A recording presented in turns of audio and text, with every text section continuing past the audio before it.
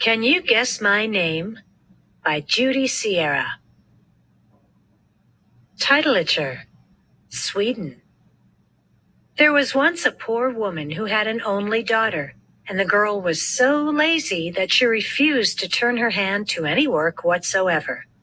This caused her mother no end of grief. The woman tried time and again to teach her daughter how to spin, but it was of no use. Finally, the mother made the girl sit on the thatched roof of their cottage with her spinning wheel. "Now the whole world can see what a lazy, good-for-nothing daughter you are," said the woman.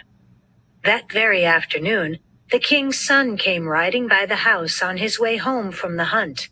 He was surprised to see such a beautiful young woman sitting on a cottage roof. He asked the girl's mother why she was there. The woman was tongue-tied. How could she tell him the truth? Oh, she stammered. "My daughter is on the roof because she is such a clever girl she can spin the long straw on the roof into pure gold." "Aha!" cried the prince. "If what you say is true, and this maiden can spin gold from straw, she must come to the palace and be my bride." So the girl came down from the roof and mounted the prince's horse behind him, and off they rode. When they reached the palace, the queen led the girl to a small tower room and gave her a spinning wheel and a great tall pile of straw and said, "If you can spin this into gold by the time the sun rises, you shall be my son's bride. But if you have deceived us, you will pay with your life." The poor girl was terribly afraid, for of course she had never learned to spin thread, let alone gold. There she sat, her head in her hands, crying bitter tears, when the door to the room slowly opened and in walked an odd-looking little man. He greeted her in a friendly way and asked why she was crying. "I have good reason to cry," answered the girl. "The queen has ordered me to spin this straw into gold before dawn, or I shall pay with my life.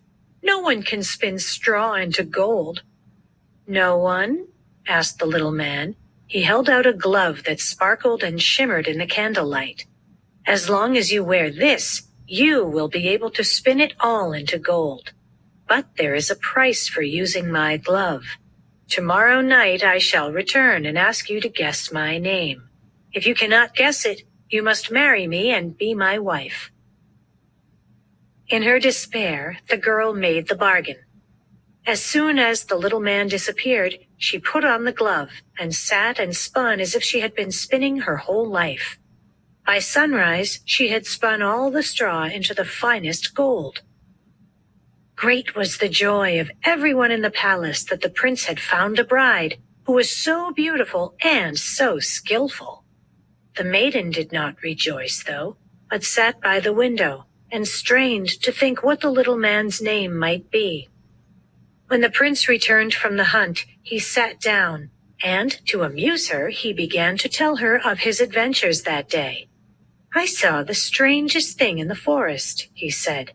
"I came to a clearing, and there was a little old man dancing round and round a juniper bush, singing the most peculiar song." "What did he sing?" asked the maiden. The prince replied, "My bride must sew her wedding dress because she used my magic glove, and she will never, ever guess. Titleiture's the name of her love." The girl smiled and clapped her hands and asked the prince to sing the little man's song over and over so that she wouldn't forget. And when the prince left her alone and night fell, the door to her chamber opened. There stood the little old man, grinning from ear to ear. Before he could say a word, the girl held out the glove, saying, "Here is your glove, Titeliture." When the little man heard her speak his name, he shrieked and he spun around and around, and then, with a bang and a great puff of smoke, he shot up through the air and disappeared, taking part of the tower roof with him. The girl and the prince were married, and never again did she have to spin, because, of course, spinning is not proper work for a princess. How a Jap